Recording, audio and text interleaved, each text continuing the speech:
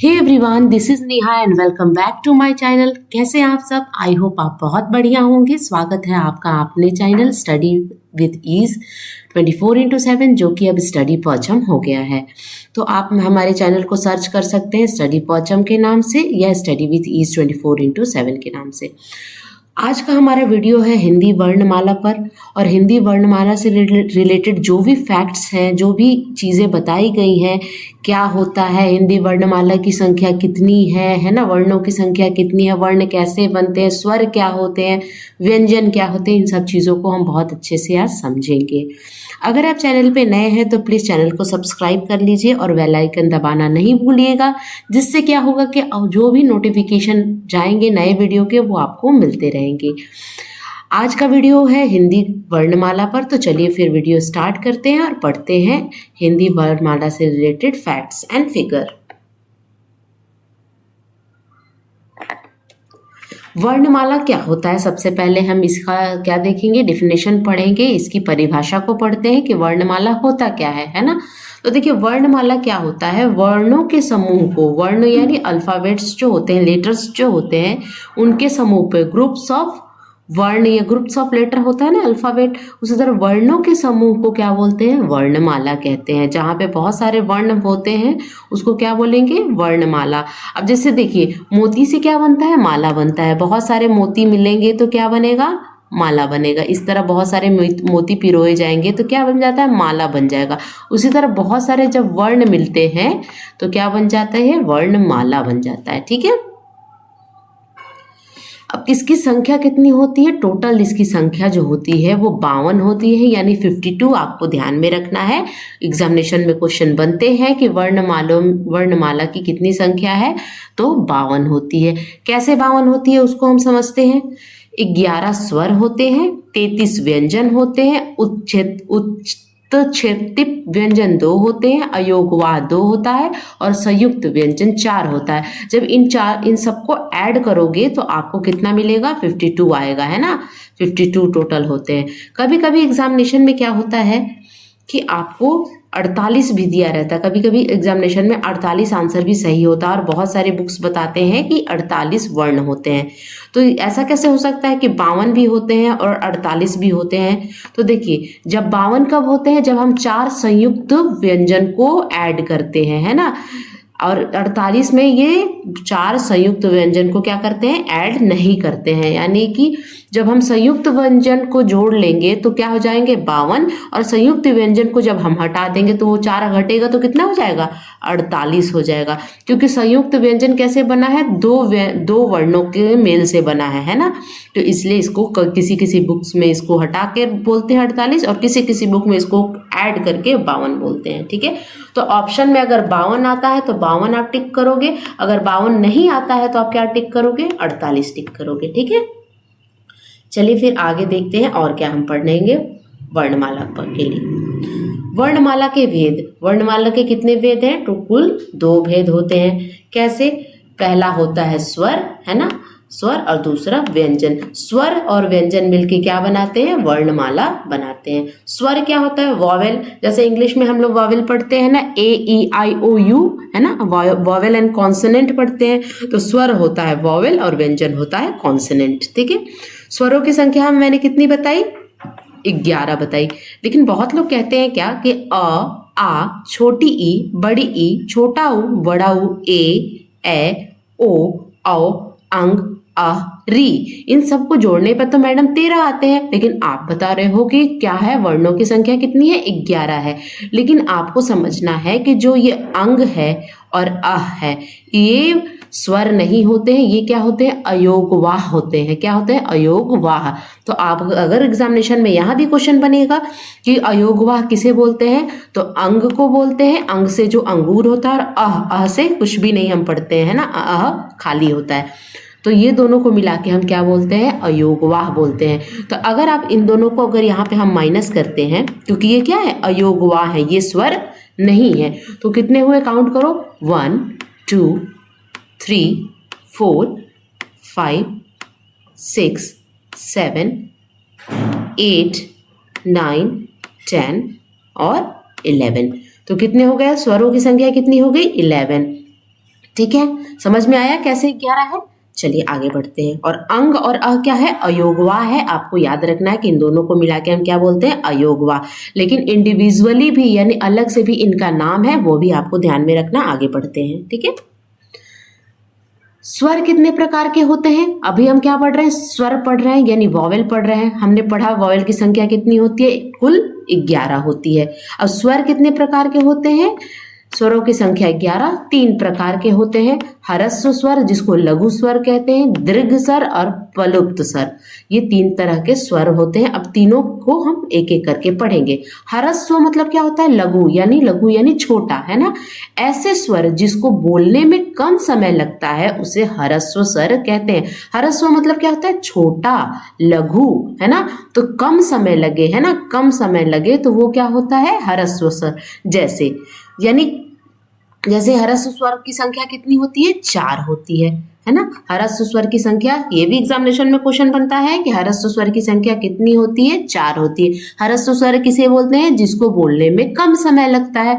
जैसे अ, ई, छोटा ऊ, बड़ा री, ऐसे पढ़ते हैं ना, अ, ई, उ, री, इस तरह पढ़ते हैं, कम समय लगता है ना।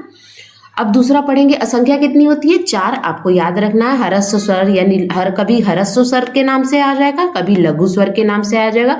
तो आप कंफ्यूज नहीं कीजिएगा कि हमने तो ह्रस्व स्वर पढ़ा, ये लघु स्वर क्या आता है, दोनों एक ही हैं, ठीक है। तो कितनी होती है संख्या, याद करना है, 4। इस टॉपिक के बाद मैं इसका एमसीक्यू लेके आऊंगी, तो आपका एक रिवीजन क्लास हो जाएगा और आपका ये टॉपिक परफेक्ट हो जाएगा, ठीक है। अगर आप किसी स्कूल लेवल के स्टूडेंट हो तो आपके लिए भी ये वीडियो बहुत ज़्यादा इंपॉर्टेंट है। इससे आप अपने कंटेंट्स और अपने नोट्स तैयार कर सकते हो, या फिर आप किसी कॉम्पिटिटिव लेवल की तैयारी कर रहे हो जिसमें हिंदी पूछा जाता है, तो आपके लिए ये वीडियो बहुत ही ज़्यादा इंपॉर्टेंट है। अगर आपको किसी टॉपिक पर वीडियो चाहिए तो प्लीज़ कमेंट सेक्शन में मेंशन कीजिएगा, ठीक है। चलिए दूसरा हम पढ़ेंगे दीर्घ। दीर्घ मतलब क्या होता है, बड़ा, लंबा, है ना। ऐसे स्वर जिसको बोलने में अधिक समय लगता है उसे दीर्घ स्वर कहते हैं। कम समय लगे ह्रस्व, ज्यादा समय लगे दीर्घ। ह्रस्व स्वर की संख्या 4 और दीर्घ स्वर की संख्या कितनी होती है, कुल 7। कितनी होती है, 7। देखो 4, 7 4 कितना होता है, 7 4 क्या होगा, 11 होता है। तो हम जानते हैं ना कि स्वर की संख्या कितनी होती है, 11, जिसमें 4 ह्रस्व होते हैं और 7 दीर्घ होते हैं। अब कौन कौन से होते हैं, अब देखना है। आ, बड़ा आ, बड़ी ई, छोटा ऊ, बड़ा ऊ, ए, ओ, औ, ये क्या है, ये सब है दीर्घ स्वर जिसको बोलने में अधिक समय लगता है, ठीक है। इनकी संख्या कितनी होती है, 7, ठीक है। चलिए आगे पढ़ेंगे। पुलुप्त स्वर क्या होता है, पुलुप्त स्वर वो स्वर होते हैं जो दीर्घ स्वर से भी अधिक समय लेकर उच्चारित किए जाते हैं, ठीक है ना। इसके उच्चारण में 3 मात्राएं आती है, यहाँ पे एक या 2 मात्रा आ रही है, यहाँ पे 3 मात्राएं आती हैं, तो उसको पुलुप्त स्वर कहते हैं। आपको इतना ही पढ़ना है, ठीक है। मेनली आपको ह्रस्व स्वर और दीर्घ स्वर, अगर एग्जामिनेशन में आ जाए कभी क्वेश्चन कि पुलुप्त स्वर क्या होता है, तो उसको बोलने में बहुत ज्यादा समय और बहुत ज्यादा 3 उच्चारण लगते हैं, उसको हम पुलुप्त स्वर कहते हैं, ठीक है। नेक्स्ट देखेंगे, पुलुप्त स्वर वे स्वर होते हैं जो दीर्घ स्वरों से भी अधिक समय लगता है, इसीलिए उसे उसके उच्चारण में 3 मात्रा लगती है, ठीक है। अब हम देखेंगे अयोगवाह। हमने पढ़ा ना कि स्वरों की संख्या होती है, ऐसे अगर आप पढ़ोगे तो कितने बोलोगे, टोटल 13 है, लेकिन 13 नहीं है, कितने हैं, 11 है। 11 स्वर होते हैं और 2 क्या होते हैं, 2 होते हैं अयोगवाह। ये मैंने बोला था ना कि अंग और अह क्या होता है, ये अयोगवाह होता है। और अयोगवाह की संख्या क्या होती है, 2। अगर एग्जामिनेशन में कोई दे दे 4-5 दे दे, जैसे अ दे दे, आ दे दे, अंग दे दे और ई दे दे, तो आपसे पूछा जाए कि इसमें से अयोगवाह कौन है, तो अंग ऑप्शन में रहेगा, तो आप अंग को टिक लगाकर चले आओगे, ठीक है।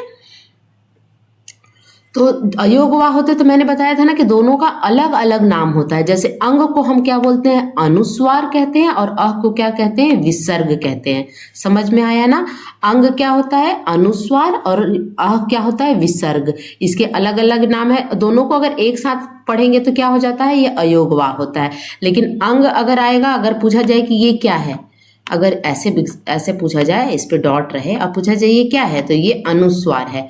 अगर पूछा जाए ये ऐसे दिया रहे और यहाँ पर 2 डॉट दिया रहे तो पूछा जाए क्या हो, तो आप क्या बताओगे, ये है विसर्ग। ये जो डॉट डबल डॉट रहता है वो किसका साइन होता है, विसर्ग का। ठीक है, चलो आगे बढ़ेंगे। अब हम व्यंजन यानी कॉन्सोनेंट पे आ जाएंगे, है ना। जिन वर्णों का उच्चारण स्वर की सहायता से होता है उन्हें हम व्यंजन कहते हैं। यानी व्यंजन किसकी मदद से हम व्यंजन को उच्चारित करते हैं, स्वर की। यानी स्वर की सहायता से हम व्यंजन को बोल पाते हैं तो उसे हम क्या बोलते हैं, व्यंजन कहते हैं। ये कितने प्रकार के होते हैं, ये 3 प्रकार के होते हैं। ठीक है ना, स्पर्श व्यंजन, अंत्यस्थ व्यंजन और ऊष्म व्यंजन, है ना। ये 3 प्रकार के होते हैं। अब हम एक एक करके पढ़ेंगे, ठीक है ना। स्वर क्या है, अ आ ई। यहाँ पे आप पढ़िए, देखिए कितना है स्वर, है ना। 1 2 3 4 5 6 7 8 9 10 11 स्वर हो गए। ठीक है, और ये अंग और अ क्या हो गया, अयोगवा हो गया, और इसको इंडिविजुअली अंग को अनुस्वार और इसको विसर्ग कहते हैं। अब व्यंजन की संख्या हमने कितनी पढ़ी थी, व्यंजन की संख्या टोटल हमने पढ़ी थी 33। व्यंजन कितने होते हैं, 33। अब हम समझेंगे कि व्यंजन की संख्या 33 कैसे है। अब यहाँ पर पढ़िए, 1 2 3 4 5, यानी क वर्ग का पूरा, च वर्ग का पूरा, ट वर्ग का पूरा। इन दोनों को नहीं पढ़ते हैं, है ना। इन दोनों को अभी आप छोड़ देना, क्योंकि ये क्या है, उत्क्षेपित कहा जाता है इसको। त थ द ध। अब यहाँ से पढ़िए, 5, क वर्ग के 5, 5 10, 5 15, 5 20, 5 25, टोटल कितने हो गए, 25 हो गए। ठीक है, और इसी को हम लोग बोलते हैं स्पर्श व्यंजन। तो हम लोग को कितना कितना लाना है, व्यंजन को 33 लाना है। तो 25 तो हमारे निकल गए, है ना, 25 हो गए। अब इसमें से -25 करो तो कितना बचेगा, आपको 8 बचेगा, और है ना 8 बचेगा। उसमें 4 क्या होते हैं, अंत्यस्थ व्यंजन होते हैं, जैसे य र ल व, ये हो गए 4। ठीक है, और उष्ण व्यंजन कितना होते हैं, यानी श, यानी सलगम वाला श, षटकोण वाला श, सपेरा वाला श और ह, ये हो गए 4। तो हमें कितना चाहिए था, 33 व्यंजन होते हैं। व्यंजनों की संख्या कितनी, 33। स्वर की संख्या कितनी, 11। 33 कैसे होता है मैम, तो 33 देखो, क से लेके प वर्ग तक का 5 5 10 5 15 5 20 5 25, ये टोटल कितने हो गए, 25। आपको इन दोनों को नहीं काउंट करना है, ठीक है ना। ये दोनों क्या होते हैं, उत्क्षेपित व्यंजन कहे जाते हैं, तो इनको आपको काउंट नहीं करना है, ये अलग से दिए हुए हैं, है ना। अगर आप ऐसे क ख ग घ पढ़ोगे तो ये नहीं रहता, ये अलग से दिया हुआ रहता, क्योंकि ये क्या किसका पार्ट है, ये ड का पार्ट है और ढ का पार्ट है, तो इसको नहीं लेते हैं। तो कितने हो गए, ये 25 हो गया। अंत्यस्थ व्यंजन 4 हो गए, य र ल व, और उष्ण व्यंजन भी हो गए 4। तो 25 4 कितना हो गया, 29, 29 4 33। हमें मिल गया ना 33 कैसे होते हैं, समझ में आ गया ना। चलिए फिर आगे एक एक करके इन सब चीज़ों को पढ़ते हैं।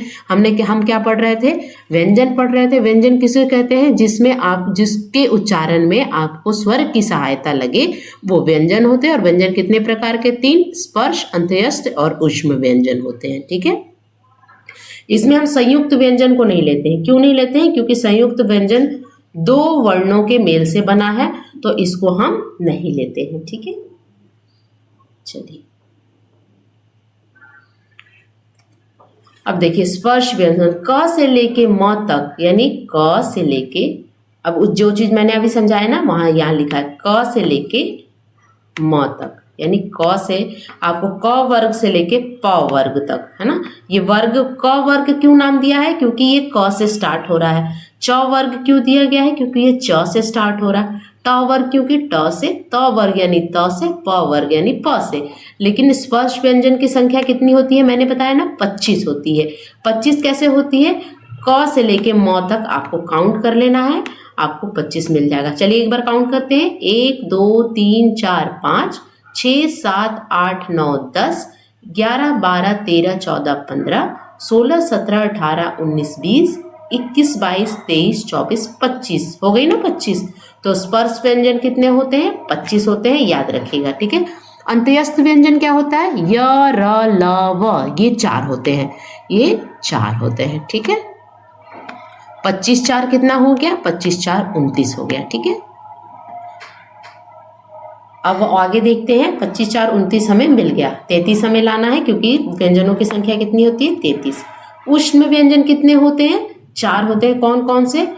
श, श, ह, यानी वो शलगम वाला श, षटकोण वाला श और सपेरा वाला श, 4। तो 29 4 33 हमें मिल गया। अब हम संयुक्त व्यंजन कितने होते हैं अगर पूछा जाए तो? संयुक्त व्यंजन को व्यंजन की संख्या में क्यों नहीं लेते हैं, क्यों नहीं काउंट करते हैं 4 और क्यों नहीं जोड़ के 33 4 हम क्या कर देते हैं 37 क्यों नहीं कर देते? क्योंकि संयुक्त व्यंजन किससे बना है? दो अलग अलग वर्णों के मेल से संयुक्त व्यंजन बना है। जैसे छ कैसे बना है? आधा क और आधा श लिए हैं तो क्या बना है? छ। तो आता है एग्जामिनेशन में कि छ किसके योग से बना है, तो आपको अगर पता रहेगा कि छ किसके योग से बना है, आधा क और आधा श के योग से क्या बना है? छ बना है। त्र किसके योग से बना है? आधा त और आधा र के योग से क्या बना है? त्र बना है। ज्ञ, ज्ञानी वाला ज्ञ जो है वो किससे बना है? आधा ज और आधा इय के योग से बना है। तो योग आपको याद रखना है ना। और श्रमिक है ना, श्रमिक कैसे बना है? आधा श यानी शलगम और श आधा र के योग से बना है। आपको यहाँ पे देखना, कभी कभी क्या करता है कंफ्यूज करने के लिए ये वाला श यानी सपेरा वाला श दे देता है, दंती स जिसको हम कहते हैं। ठीक है, तो ये भी इंपॉर्टेंट है। आपको पूछेगा कि छ किसके योग से बना है, आधा लगेगा है ना। यहाँ पे जो ये जो लाइन दिया है सब में इसका मतलब है कि ये आधा है ना। तो आधा त और आधा र से क्या बनता है? त्र बनता है। आधा ज और आधा इय से बनता है ज्ञानी वाला।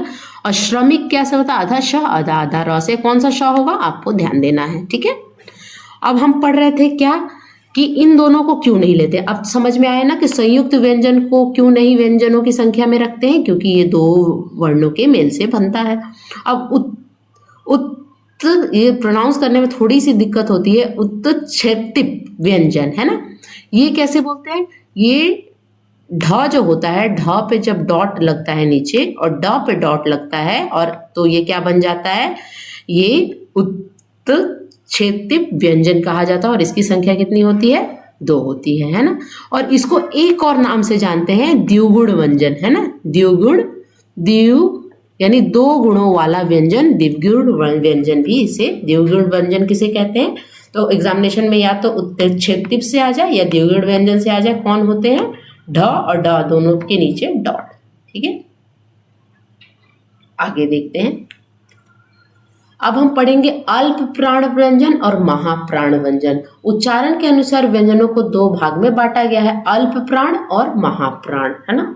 अल्प प्राण और महाप्राण यानी उच्चारण के, अगर क्वेश्चन आए कि उच्चारण के अनुसार व्यंजनों को कितने भागों में बांटा गया है, तो 2 भागों में बांटा गया है। कौन कौन से? एक अल्प प्राण और एक महाप्राण। अल्प प्राण किसे बोलते हैं? ऐसे व्यंजन जिसको बोलने में कम समय लगता है। जैसे स्वरों को बांटा गया था ना, स्वर को किसमें बांटा गया था? 2 बार, ह्रस्व स्वर और दीर्घ स्वर ऐसे बांटा गया था ना कि ह्रस्व स्वर में कम लगता है और दीर्घ स्वर में ज्यादा लगता है। उसी तरह व्यंजनों को भी 2 पार्ट में बांटा गया है। अल्प प्राण ऐसे व्यंजन जिसको बोलने में कम समय लगता है, और महाप्राण ऐसे व्यंजन जिसको बोलने में अधिक समय लगता है, तो वो महाप्राण होते हैं। अब अल्प प्राण की संख्या कितनी है? संख्या आपको याद रखनी है, संख्या 20 होती है ना। अब अल्प प्राण को पहचानेंगे कैसे? ट्रिक क्या है? तो अल्प प्राण को पहचानने की ट्रिक है कि किसी भी वर्ग का पहला, तीसरा और 5वां जो वर्ण होता है, किसी भी वर्ग का, जैसे क वर्ग का 5वां, क वर्ग का पहला यानी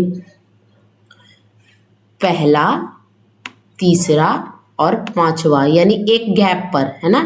यानी यहाँ पे 2 होता है, जैसे यहाँ पे देखिए क हो गया, फिर दूसरे पे क्या आता है? ख आता है ना। फिर क, ख बोलने में टाइम लग रहा है तो वो ख कहाँ चला जाएगा? ख महाप्राण में चला जाएगा। ग, एक मिनट, जैसे क्या बोल रहा है? पहला, तीसरा और 5वां हर वर्ग से, यानी क वर्ग का पहला, 5वां और पहला, तीसरा और 5वां, ख वर्ग का पहला, तीसरा, 5वां, च वर्ग का, ट वर्ग का पहला, तीसरा, 5वां, यानी हर वर्ग का पहला वर्ण, तीसरा वर्ण तीसरे स्थान पे जो आता है और 5वां वर्ण यानी 5वें स्थान पे आता है, वो क्या होता है? अल्प प्राण। अल्प प्राण का मतलब है कि जिसमें कम समय लगता है, बोलने में कम समय लगता है। जैसे पहले अगर क वर्ग का लेंगे तो पहले क आता है ना, फिर क्या आएगा? ख आएगा, फिर क्या आएगा? ग आएगा, फिर क्या आएगा, घ आएगा, फिर क्या आएगा, अंग आएगा, है ना, अंग, अंग आता है। ठीक है, तो अब यहाँ पे देखना है आपको कि क क्या हो गया, दूसरा हो गया, दूसरे स्थान पर है, और ये कितने स्थान पे है, चौथे स्थान पर है। तो हमको क्या, हम क्या पढ़ रहे हैं, हम पढ़ रहे हैं अल्प प्राण किसको बोलते हैं, तो जिसको बोलने में कम समय लगता है, क ग अंग, कम समय लगा, लेकिन ख को बोलने में ज्यादा समय लग रहा, ख घ बोलने में टाइम है, तो वो किस में चला जाएगा, महाप्राण में। महा मतलब ज्यादा, अल्प मतलब कम, अल्प नाम से ही है ना कि कम, अल्प मतलब कम होता है, महा मतलब ज्यादा।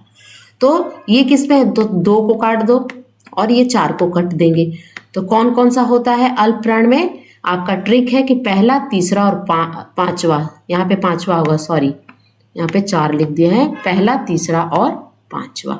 ठीक है, तो वो क्या होता है, अल्प प्राण होता है। जैसे यहाँ पे क ग ड च ज य ट ड ड, और ये वाला भी आ जाता है जो हमने पढ़ा था, जिसको हम द्विगुण व्यंजन वाला, त द न प ब म य र ल व, ये सब 20 होते हैं, काउंट करना है, 3 3 6 3 9 3 12 3 15 3 18, एक ये 19 और एक ये 20।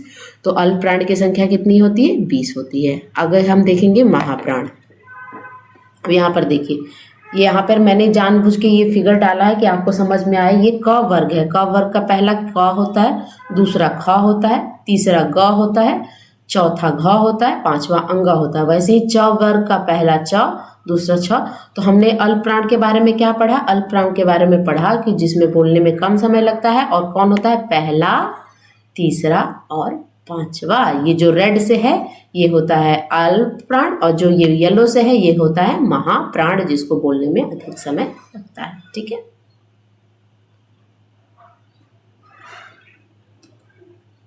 अब ये देखो, महाप्राण ऐसे व्यंजन जिसको बोलने में अधिक प्रयत्न करना पड़ता है, अधिक कोशिश करनी पड़ती है, और बोलते समय मुख से अधिक वायु निकलती है, हवा निकलती है, उसे महाप्राण कहा जाता है। इसकी संख्या कितनी है, 20, है ना। इसकी संख्या कितनी है, टोटल 20 होती है। इसकी संख्या टोटल 15 होती है, सॉरी। अल्प प्राण की संख्या 20 और महाप्राण की संख्या होती है 15, है ना। तो यहाँ पे जो एक उच्छेदित वहां आ गया था, एक द्विगुण कहाँ आ गया था, अगर आपसे पूछा जाए, देखिए एक यहाँ क्वेश्चन बनेगा क्या, कि ये जो द्विगुण व्यंजन हम पढ़े, एक ये होता है, यानी उच्छेदित व्यंजन ये 2 पढ़े, है ना। तो जो ये है ना, ये चला जाता है अल्प प्राण में, और ये आ जाता है महाप्राण में, है ना। तो यहाँ पर ये भी आप ध्यान में रखना कि अल्प प्राण का द्विगुण, ऐसा क्वेश्चन आ जाए कि वो द्विगुण व्यंजन जो कि अल्प प्राण में आता है, तो क्या दे दोगे आप, ढ के नीचे डॉट वाले को लगाओगे।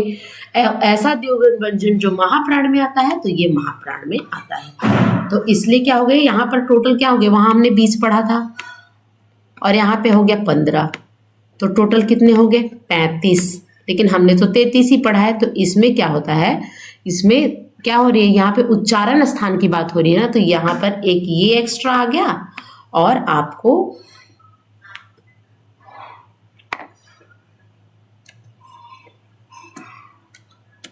और एक यहाँ ये एक्स्ट्रा आ गया, 2 एक्स्ट्रा आ गए। ठीक है, तो इसको हम कहते हैं, चलिए यहाँ थे ना, तो कितने हैं, काउंट कीजिए, 1 2 3 4 5 6 7 8 9 10 11 12 13 14 15, है ना।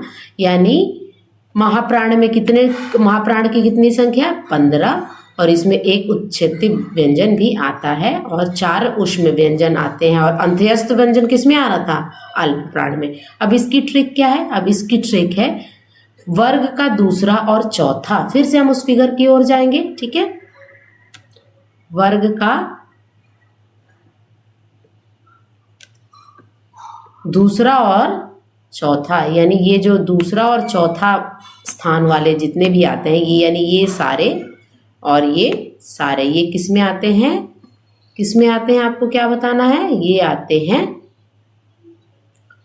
महाप्राण में। लेकिन महाप्राण में ये नहीं आएगा, ये जो है ये किस में आ रहा था, ये आ रहा था अल्प प्राण में, और ये चारों आते हैं महाप्राण में। ठीक है,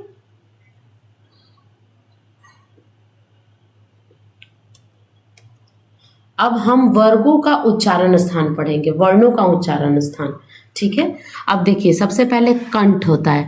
कंठ से यानी गले से निकलने वाले कौन कौन से वर्ण होते हैं, तो जैसे क से लेके अंग यानी क वर्ग वाले जितने भी होते हैं वो उसका उच्चारण स्थान कहाँ होता है, कंठ से होता है, कंठ।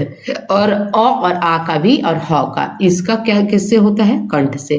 तालुब है ना, तालुब से किसका होता है, छोटी ई और बड़ी ई का, और च वर्ग का, और य और श का होता है। ठीक है, इसको आपको याद रखना है, ये थोड़ा डिफिकल्ट है लेकिन याद रखना। मूर्धा, मूर्धा से किसका होता है, री का होता है, और ट वर्ग के सारे रहते हैं, और र और श होता है। ठीक है, अब हम पढ़ेंगे दंत, यानी दांत से किसका उच्चारण होता है, तो आप पढ़ के देखिए, पढ़ के देखिए, आपको अपने आप उच्चारण स्थान समझ में आ जाएगा। जैसे दांत से किसका होता है, दंत मतलब दांत। त त बोल रहे हो तो आपकी दांत का यूज हो रहा होगा, आप देखना, थ द ध न ल श, आप बोल कर भी एग्जामिनेशन में क्वेश्चन सॉल्व कर सकते हो। ठीक है, ओष्ठ यानी होठों का यूज कहाँ से हो रहा है, छोटा ऊ बड़ा ऊ। प बोल रहे हो तो दोनों होठ आप एक बार प बोल कर देखो, दोनों होठ आपके क्या हो रहे हैं, सट रहे होंगे। फ ब भ म, देखो बोल कर देखो, अपने आप समझ में जाए कि होठ से किसका होता है। नासिक क्या होते हैं, नासिक अंग और आ होते हैं, इसको क्या बोलते हैं, नासिक बोलते हैं, है ना।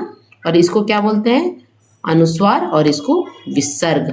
यानी इसका एक और नाम हमने पढ़ा क्या, एक तो हमने अयोगवाह भी पढ़ा, एक पढ़ा नासिक भी पढ़ा, है ना। नासिक इसका उच्चारण है, उच्चारण स्थान नासिक का मतलब क्या होता है, नाक के थ्रू, नासिक, अंग, अह, है ना, नासिक।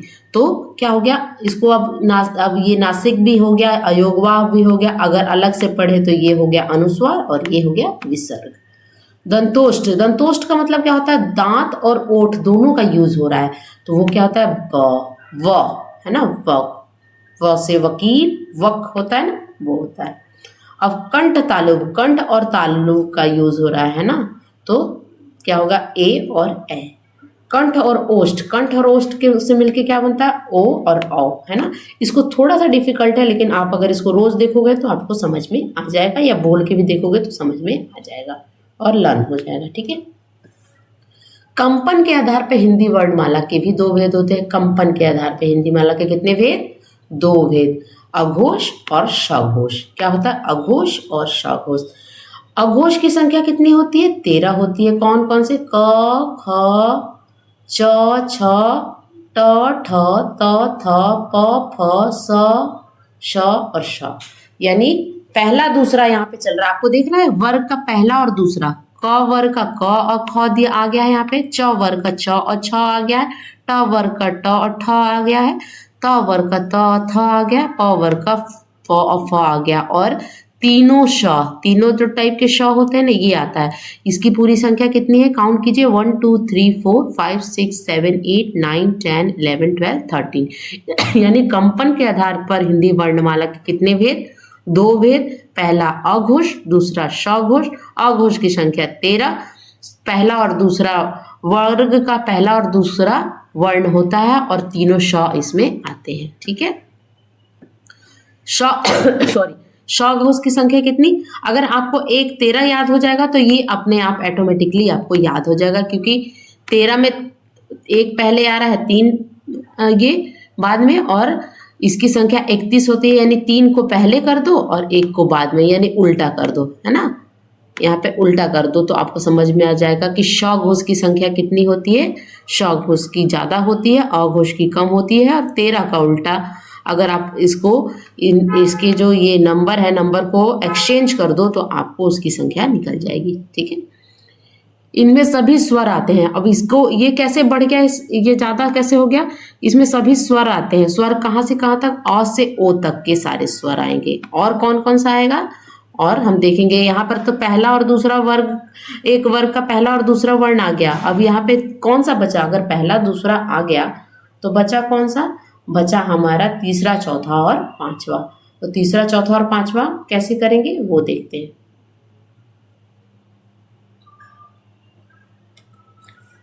जैसे पहला और दूसरा किस में आ गया था, अघोष में, तो बचा कौन था, तीसरा चौथा और पांचवा, यानी ग, घ, ढ सारे सारे वर्ग में से तीसरा, चौथा और पांचवें स्थान वाला वर्ण आप ले लीजिए, तो क्या हो जाएगा क्या आ जाएगा षघोष। और क्या ले लेंगे य, र, ल, व और ह, इतना आता है। ठीक है, यानी अघोष क्या होता है वर्ग का पहला और दूसरा अक्षर, और क्या लेंगे तीनों श ले लेंगे, है ना। यहाँ पे ट्रिक के माध्यम से मैंने बताया है। यहाँ पे शॉर्ट में षघोष की संख्या कितनी होती है, यहाँ पर लिखिए 13।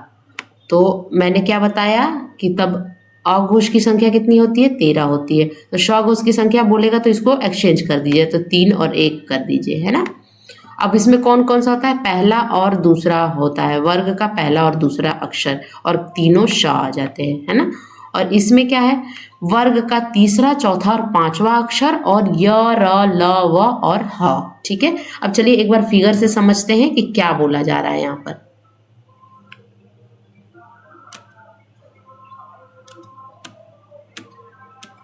चलिए अब क्या बोल रहा था वहां पे, पहले हम अघोष के बारे में पढ़ते हैं कि अघोष किसको बोला गया। अघोष यानी अघोष में हमने क्या पढ़ा, वर्ग का पहला और दूसरा। तो ये सारे आ गए कहाँ तक, यहाँ तक, ये पूरे, है ना।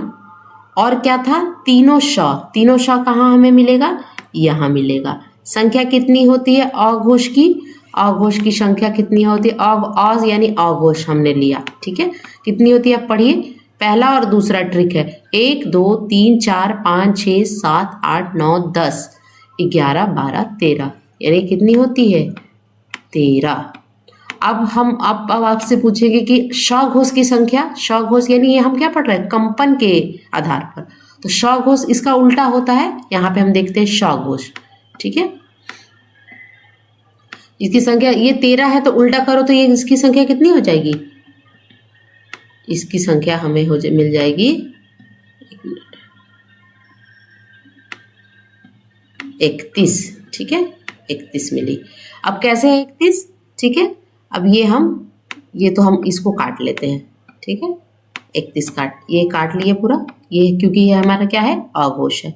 सघोष कैसे पढ़ेंगे, अब 31 यहाँ पे काउंट कीजिए, 1 2 षघोष किसे बोलते हैं 3 4 और 5, यानी वर्ग का तीसरा अक्षर, तीसरा वर्ण, चौथा वर्ण और पांचवा क्या होता है षघोष होता है। 31 कैसे होगा, 3 3 6 3 9 3 12 3 15 16 17 18 19 20, है ना, ये 20 हुआ। और यहाँ पे क्या बोल रहा है 31 होता है ना। तो 1 2 3 4 5 6 7 8 9 10 11 12 13 14 15 16 17 18 19 20, और क्या हो गया अ से आ तक, है ना, स्वर को भी जोड़ेंगे अ से आ तक, वो जोड़ लेंगे तो हमारा टोटल कितना हो जाएगा 31 हो जाएगा। ठीक है, तो ये जो बच गया वो हो गया षघोष। व्यंजन और स्वर को भी इसमें जोड़ते हैं। ठीक है, चलिए अब समझ में आ गया ना कि अघोष और षघोष क्या होता है। ठीक है, तो ये थे वर्णमाला से रिलेटेड आपके कुछ कंटेंट्स। आशा करती हूँ आपको समझ में आया होगा, और इससे रिलेटेड अब मैं एमसीक्यू लेकर आऊंगी इस वीडियो के जस्ट बाद, तो आपको ये टॉपिक और अच्छे से समझ में आ जाएगी और आपका रिवीजन हो जाएगा। आशा करती हूँ आपको वीडियो अच्छा लगे, और अच्छा लगे तो please do like share and subscribe to my channel. तब तक के लिए thank you so much for watching, bye.